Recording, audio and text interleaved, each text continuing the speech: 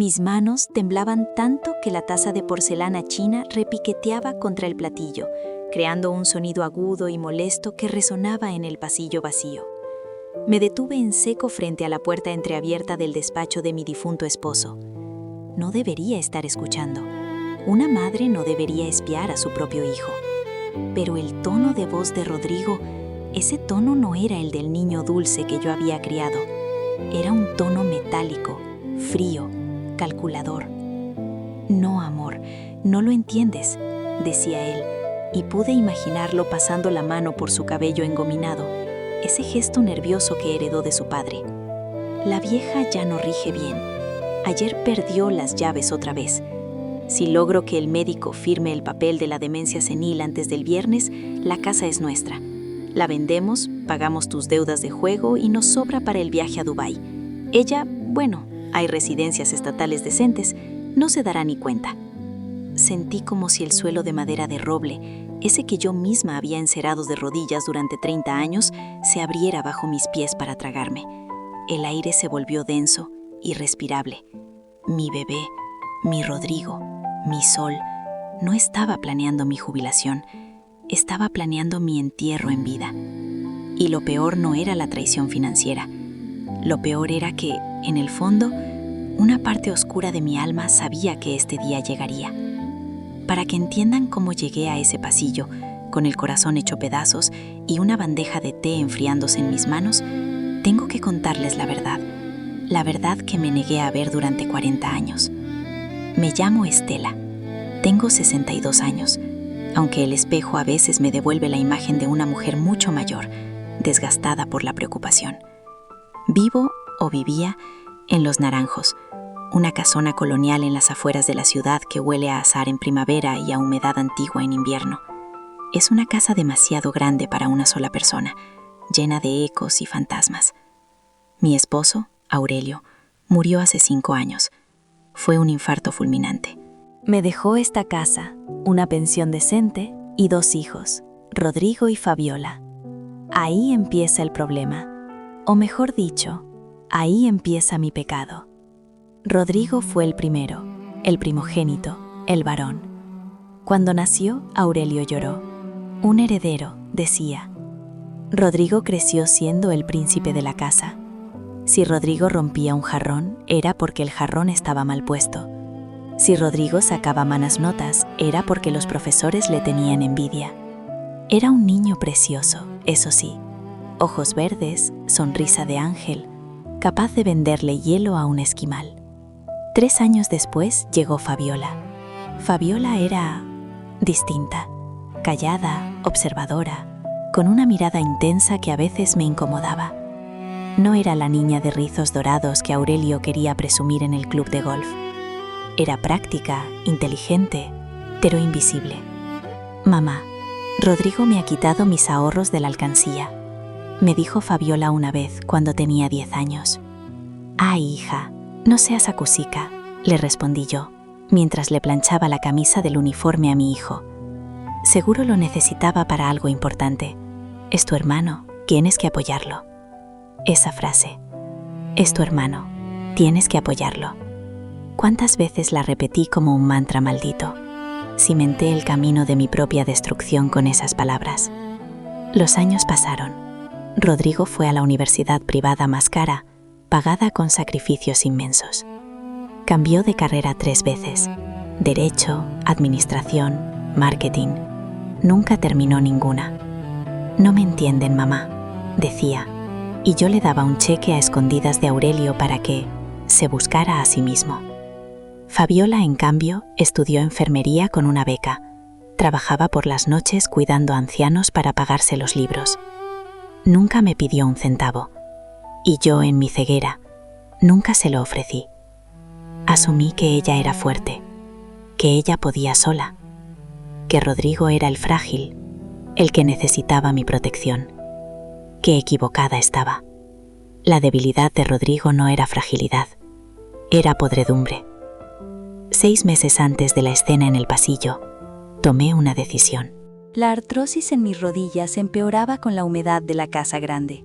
El jardín, que antes era mi orgullo, se estaba llenando de maleza, porque ya no tenía fuerzas ni dinero para mantenerlo. Convoqué a mis hijos a una cena de domingo. Hice el asado que le gustaba a Rodrigo, aunque el médico me había prohibido estar tanto tiempo de pie cocinando. Rodrigo llegó tarde, como siempre. Entró como un torbellino, oliendo a perfume caro y tabaco, con su esposa, Vanessa. Vanessa es una mujer que parece esculpida en hielo, hermosa, perfecta y absolutamente vacía. Nunca me ha llamado madre o suegra, siempre me llama Espela, con un tono que roza la condescendencia. Fabiola ya estaba allí, poniendo la mesa. Había llegado 1 hora antes para ayudarme a limpiar la plata.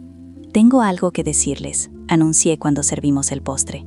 Mis manos sudaban. Rodrigo miraba su teléfono, enviando mensajes. Vanessa retocaba su labial con el reflejo de una cuchara. Solo Fabiola me miraba con atención. «Voy a vender los naranjos», solté. El silencio fue absoluto. Rodrigo dejó caer el teléfono sobre el mantel. «¿Qué?», preguntó, con una sonrisa nerviosa. «Es una broma, ¿no? Esta es la casa de la familia, mamá, el legado de papá. Es demasiado grande para mi hijo. Las escaleras son una tortura. Quiero comprar un apartamento pequeño en el centro, cerca del parque. Y con lo que sobre, quiero viajar. Quiero ver Italia antes de morirme». Rodrigo se puso rojo. La vena de su cuello, esa que se le hinchaba cuando hacía berrinches de niño, empezó a latir. «¿Vender? ¿Y qué pasa con mi herencia?», explotó. «Rodrigo», intentó calmarlo Fabiola. «Tú cállate. La enfermera no opina aquí», le gritó él. Y luego se volvió hacia mí, cambiando la máscara de ira por una de preocupación fingida. «Mamá preciosa, no puedes hablar en serio. ¿Quién te ha metido esas ideas en la cabeza? ¿Ha sido ella?», señaló a su hermana. «Vender ahora es una locura. El mercado está fatal». Además, tú sola en el centro. Es peligroso. Ya he hablado con una inmobiliaria, Rodrigo. Me dan un muy buen precio. Es suficiente para vivir tranquila los años que me quedan y dejarles algo a ustedes cuando yo falte. Rodrigo intercambió una mirada rápida con Vanessa. Una mirada que en ese momento no supe descifrar, pero que ahora sé que significaba Plan B. «Está bien, mamá», dijo él, suavizando la voz, tomando mi mano y besándola. «Si eso es lo que quieres. Pero déjame ayudarte. Tú sabes que tengo contactos. No quiero que te estafen. Yo me encargo de todo. Cancela a esa inmobiliaria. Yo gestionaré la venta para que saques el máximo provecho». Fabiola frunció el ceño. «Mamá, la agencia que contactaste es muy seria. No creo que sea necesario que Rodrigo...» «¡Ay, Fabiola!», la interrumpí, cometiendo mi error habitual. «Tu hermano sabe de negocios. Déjalo que ayude. Se siente útil». Esa noche Fabiola se quedó ayudándome a lavar los platos, mientras Rodrigo y Vanessa se iban apresuradamente. «Mamá, ten cuidado», me dijo mi hija, secando una copa de cristal. «Rodrigo tiene muchas deudas. Me han contado que debe dinero a gente peligrosa». «No hables así de tu hermano. Él solo ha tenido mala suerte. Ahora está cambiando». Fabiola suspiró, un sonido triste que se perdió entre el ruido del agua. Me dio un beso en la frente y se fue. Me quedé sola, convencida de que todo saldría bien. La semana siguiente, Rodrigo se instaló en la casa. «Para ayudarte a organizar las cosas de la mudanza, mami», dijo. Trajo maletas, ocupó su antigua habitación. Al principio fue maravilloso. Desayunábamos juntos, me hacía reír con sus historias, me sentía acompañada. Pero entonces empezaron a pasar cosas extrañas, pequeñas cosas. Primero fue el broche de zafiros. Era una joya antigua, herencia de mi abuela. Yo siempre lo guardaba en el tercer cajón del tocador, dentro de una caja de terciopelo azul. Un día quise ponérmelo para ir a misa. La caja estaba vacía. «Rodrigo, ¿has visto mi broche?», le pregunté angustiada. Él estaba en la sala, viendo televisión con los pies sobre la mesa de centro. «¿Cuál broche, mamá?». «El de zafiros, el de la abuela». Mamá me miró con una mezcla de lástima y paciencia. «Vendiste ese broche hace 2 años, ¿no te acuerdas? Para pagar la reparación del techo». Me quedé helada. ¿Lo había hecho? Tenía un recuerdo vago de la reparación del techo. Pero, ¿el broche? No, yo no vendería eso. Se lo prometí a Fabiola. «Mamá, tu memoria te está jugando malas pasadas últimamente. El otro día dejaste el gas abierto. ¿Tampoco te acuerdas?». Sentí un escalofrío. ¿Había dejado el gas abierto? Empecé a dudar de mí misma. El miedo es una semilla, que una vez plantada, crece rápido. Esa noche no dormí, repasando mentalmente mis acciones, buscando lagunas. A los pocos días, Fabiola vino a visitarme. Me encontró llorando en la cocina, porque no encontraba mis gafas, que Rodrigo juraba que yo tenía puestas hacía un minuto, y que luego aparecieron en el refrigerador. «Mamá, esto no es normal», dijo Fabiola, revisando mis pastillas de la presión. «¿Te estás tomando la medicación?» «Sí, Rodrigo me las organiza cada mañana en el pastillero. Es tan atento». Fabiola tomó una de las pastillas y la miró contra la luz. «Mamá, esta no es tu pastilla habitual. Esta es de otro color. Seguro cambiaron la marca. Genéricos, tú sabes». Fabiola se guardó la pastilla en el bolsillo sin decir nada. Su mirada era de pura sospecha. «Voy a analizar esto en el laboratorio del hospital». «Fabiola, no seas paranoica. Tu hermano me cuida». Pero la duda de Fabiola se sumó a la mía. 2 días después ocurrió el incidente del incendio. Estaba en el jardín regando las pocas hortensias que quedaban vivas, cuando oí gritos. «¡Mamá! ¡Fuego!». Corrí hacia la cocina. Había un trapo ardiendo sobre la hornilla. Rodrigo lo apagó con un golpe seco. «¡Casi nos matas!», me gritó, con la cara tiznada de humo. «Te dije que no cocinarás sola». Dejaste la hornilla encendida otra vez. Yo miraba el trapo humeante. Yo no había entrado a la cocina en toda la mañana. Había desayunado una tostada y salido directo al jardín. «Rodrigo, yo no he encendido la cocina hoy». «Por Dios, mamá, deja de negar la realidad». Me agarró por los hombros y me sacudió levemente. «Estás mal, estás peor de lo que pensaba. Vanessa tiene razón, necesitas ayuda profesional. No puedes vivir sola, ni siquiera puedes vivir conmigo sin ponernos en peligro». Me senté en la silla, temblando. Me sentía pequeña, frágil, mentalmente rota. Empecé a llorar. Rodrigo me abrazó. Ya, no llores. Yo me encargaré de todo. Hay un lugar donde te cuidarán, con médicos. Es lo mejor. Esa tarde me dio un té para los nervios. Me sentí tan soñolienta que dormí hasta el mediodía siguiente. Cuando desperté, la casa estaba en silencio. Rodrigo había salido. Me levanté, mareada. Necesitaba agua. Caminé por el pasillo hacia la cocina, pasando por el despacho de Aurelio. Y ahí fue cuando escuché la conversación, el momento del comienzo del relato. Si logro que el médico firme el papel de la demencia senil antes del viernes, la casa es nuestra. Me quedé petrificada junto a la puerta. Mi mente, que supuestamente estaba fallando, de repente se aclaró con una nitidez dolorosa, como si la niebla se disipara por el calor de la rabia pura. No estaba loca, no había vendido el broche, no había dejado el gas abierto, no había puesto mis gafas en el refrigerador. Mi hijo, mi adorado Rodrigo, me estaba haciendo luz de gas. Me estaba volviendo loca a propósito, para incapacitarme y quedarse con todo. Escuché más. El notario es amigo mío, el licenciado Montes. Él hará la vista gorda si ella parece confundida. Le daremos una dosis doble de los sedantes antes de la firma. Ella firmará el poder general. Y listo. La mandamos al asilo Santa Piedad el lunes. Es barato. Huele a orines. Pero tiene muros altos. Santa Piedad. Había oído hablar de ese lugar en las noticias. Habían tenido denuncias por maltrato.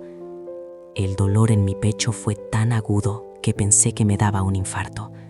Pero no era muerte lo que sentía. Era el duelo por el hijo que yo creía tener. Ese hijo había muerto en ese instante. El hombre que estaba dentro del despacho era un monstruo y yo lo había alimentado. Retrocedí silenciosamente. Mis pies descalzos no hicieron ruido sobre la alfombra. Llegué a mi habitación y cerré con llave. Mi corazón latía como un tambor de guerra. ¿Qué hacer? Enfrentarlo. Él era más fuerte, y si me alteraba, usaría eso como prueba de mi locura. Necesitaba a Fabiola. Busqué mi teléfono celular. No estaba en la mesita de noche. Rodrigo me lo había guardado para que no lo perdiera. Maldición. Miré por la ventana. Estaba en el segundo piso. Imposible saltar. Pero recordé algo. Aurelio tenía un teléfono de emergencia, un viejo Nokia, escondido en la caja fuerte del armario, por si acaso entraban ladrones y cortaban la línea. Seguiría ahí, tendría batería. Fui al armario, moví las cajas de zapatos viejos, abrí la pequeña caja fuerte. La combinación era el cumpleaños de Rodrigo. ¡Qué ironía! Ahí estaba. Lo encendí. La pantalla parpadeó. Una rayita de batería. Marqué el número de Fabiola. Mis dedos torpes fallaron 2 veces. A la tercera, entró la llamada. «Mamá», su voz sonaba alarmada. «Te he estado llamando a tu celular y Rodrigo me dice que estás dormida o que no quieres hablar. Estaba a punto de ir para allá con la policía. Analicé la pastilla. Son antipsicóticos fuertes, mamá. Te están drogando». «Lo sé, hija. Lo sé todo», susurré, con lágrimas corriendo por mis mejillas. «Escúchame bien. No vengas gritando. Él tiene un plan para el viernes. Viene un notario corrupto. Quieren que firme un poder total y luego encerrarme». «Voy a matarlo», gruñó Fabiola. Nunca la había oído tan furiosa. «No». Si vienes ahora y haces un escándalo, él dirá que soy yo la que inventa cosas, que te he manipulado. Él es muy buen actor. Necesitamos atraparlo. Necesitamos que se quite la máscara delante de testigos que no pueda comprar. ¿Qué propones? Le conté mi plan. Era arriesgado. Requería que yo actuara, que fingiera estar tan drogada y vencida como él creía. Los siguientes 2 días fueron un infierno. Rodrigo seguía siendo dulce, dándome el té con las pastillas molidas. Yo aceptaba el té, iba al baño y lo escupía en el inodoro. Fingía mareos, fingía olvidar su nombre. «¿Quién eres tú?», le pregunté el jueves por la tarde. Él sonrió, una sonrisa triunfal que no llegó a sus ojos. «Soy Rodrigo, mamá, tu hijo favorito». «Ah, Rodrigo, el niño bonito». Llegó el viernes, el día de la firma. El clima estaba de mi lado. Una tormenta eléctrica oscurecía el cielo, haciendo que la casa pareciera una cueva lúgubre. A las 5 de la tarde llegó el licenciado Montes, un hombre bajo, sudoroso, con un maletín de cuero desgastado, y con él Vanessa, vestida como si fuera a un funeral, de negro riguroso, pero con diamantes. Me sentaron en la cabecera de la mesa del comedor. «Mamá, este es el señor Montes», dijo Rodrigo, poniendo una pluma en mi mano. «Trae los papeles para proteger la casa, para que nadie te la quite. Solo tienes que firmar aquí, aquí y aquí». Miré los papeles. Las letras bailaban, pero no por la droga, sino por mis nervios. Poder general amplio. Cesión de derechos. «Tengo sed», dije, con voz temblorosa. «Firma primero, Estela, y luego te damos champán», dijo Vanessa, impaciente. «No, agua, por favor». Rodrigo rodó los ojos y fue a la cocina. Ese fue el momento. Saqué de mi manga el pequeño grabador de voz que Fabiola me había traído escondido en una cesta de frutas el día anterior, cuando Rodrigo la dejó entrar solo 5 minutos bajo supervisión. Lo puse sobre la mesa, oculto bajo una servilleta. Rodrigo volvió con el agua. «Bebe y firma». En ese instante sonó el timbre. Rodrigo se tensó. «¿Quién es? No esperamos a nadie». «Debe ser el jardinero», dijo Montas, nervioso. Rodrigo fue a abrir. Escuché voces y luego entró Fabiola, pero no venía sola. Venía con un hombre alto, de traje gris impecable, y 2 oficiales de policía. «¿Qué significa esto?», gritó Rodrigo. «No puedes entrar aquí. Mamá está indispuesta». Fabiola lo ignoró y caminó hacia mí. «Hola, mamá. Te he traído al licenciado Vargas, el notario del Colegio de Notarios, y a la policía». Rodrigo se puso pálido. «¿Para qué? Mamá ya tiene notario». «Sí, pero mamá me llamó. Dijo que quería una segunda opinión». Rodrigo se volvió hacia mí, con los ojos inyectados en sangre. ¿Tú la llamaste? Pero si no sabes ni qué día es hoy. Me levanté de la silla. Despacio. Con elegancia. Ya no me temblaban las manos. Me quité el chal de lana que me hacía parecer una anciana decrépita y me enderecé a mi estatura completa. Miré a Rodrigo a los ojos. El silencio en la sala era sepulcral. Solo se oía la lluvia golpeando los cristales. Hoy es viernes, 24 de octubre, Rodrigo. Y sé perfectamente quién eres. Eres el hombre que intentó drogar a su madre, para robarle su casa y meterla en un asilo de mala muerte, para pagar sus deudas de juego. La cara de Rodrigo se desencajó. La máscara cayó por completo. «¡Vieja bruja!», gritó, abalanzándose sobre la mesa. «Estás loca. Miente. Todo es mentira. Tengo los análisis de sangre, Rodrigo». Intervino Fabiola, sacando un sobre. Toxicología confirmó niveles peligrosos de haloperidol y sedantes. Drogas que tú compraste con una receta falsificada. Y tengo la grabación de tu conversación con Vanessa del martes pasado. Vanessa intentó escabullirse hacia la puerta, pero un policía le bloqueó el paso. El licenciado Montes, el notario corrupto, ya estaba cerrando su maletín, sudando a mares. Yo no sabía nada. A mí me dijeron que la señora quería firmar voluntariamente. Balbuceaba. «¡Cállate, imbécil!», le gritó Rodrigo. Luego me miró a mí, y por un segundo vi al niño pequeño que se raspaba las rodillas. Intentó jugar su última carta, la carta de la lástima. Se tiró de rodillas frente a mí. Empezó a llorar. «Mamá, mami, perdóname. Son las deudas. Me van a matar si no pago. Estoy desesperado. No quería hacerte daño, te lo juro. Solo quería el dinero prestado.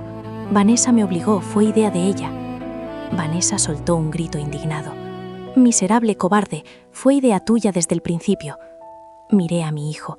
Lloraba agarrado a mi falda. Sentí un dolor desgarrador en el útero, el mismo lugar donde lo llevé 9 meses. Quería abrazarlo. Quería decirle que todo estaría bien, que yo vendería la casa y pagaría sus deudas. Era mi instinto maldito. Pero entonces miré a Fabiola. Estaba de pie, firme, con sus ojos cansados de trabajar turnos dobles, con su ropa sencilla. Ella, que nunca pidió nada, que me salvó la vida. Si yo perdonaba a Rodrigo ahora, estaría traicionando a Fabiola para siempre, y me estaría traicionando a mí misma. Respiré hondo. El olor a cera y madera vieja llenó mis pulmones. Despegué los dedos de Rodrigo de mi falda, uno por uno. «Levántate», le dije con voz gélida. Él me miró, esperanzado. «¿Me vas a ayudar, mamá?» «No». La palabra resonó como un disparo. «Te vas a ir de esta casa ahora mismo, y no vas a volver. He cambiado mi testamento esta mañana con el notario legítimo. Todo, absolutamente todo, pasará a manos de Fabiola. Y si intentas acercarte a mí o a ella, entregaré las grabaciones y los análisis de sangre al fiscal. Irás a la cárcel por intento de homicidio y fraude». «No puedes hacerme esto. Soy tu hijo», aulló, con el rostro deformado por el odio. «Eras mi hijo. Ahora eres un extraño que intentó destruirme». Me giré hacia los policías. «Oficiales, por favor, escolten a estos intrusos fuera de mi propiedad». Rodrigo salió arrastrado, gritando maldiciones que ninguna madre debería oír. Vanessa salió detrás, llorando por su futuro perdido. El notario corrupto salió corriendo. Cuando la puerta se cerró, el silencio volvió a los naranjos. Pero esta vez no era un silencio pesado, era un silencio limpio. Mis piernas flaquearon. Fabiola corrió a sostenerme antes de que cayera al suelo. Nos abrazamos. Lloramos juntas, ahí en medio del comedor, mientras la tormenta amainaba afuera. Lloré por la pérdida de mi hijo vivo, que dolía más que la de un hijo muerto. Pero también lloré de gratitud por la hija que había recuperado. O mejor dicho, la hija que por fin había aprendido a ver. Epílogo. Han pasado 6 meses desde aquella noche. Vendí la casona. No podía seguir viviendo allí, entre tantos recuerdos manchados. Compré el apartamento en el centro. Es luminoso, moderno y no tiene escaleras. Fabiola viene a cenar 3 veces por semana. Con el dinero que sobró, no me fui a Italia todavía. Pagué la hipoteca de Fabiola y abrí un fondo de estudios para mis futuros nietos, si es que ella decide tenerlos.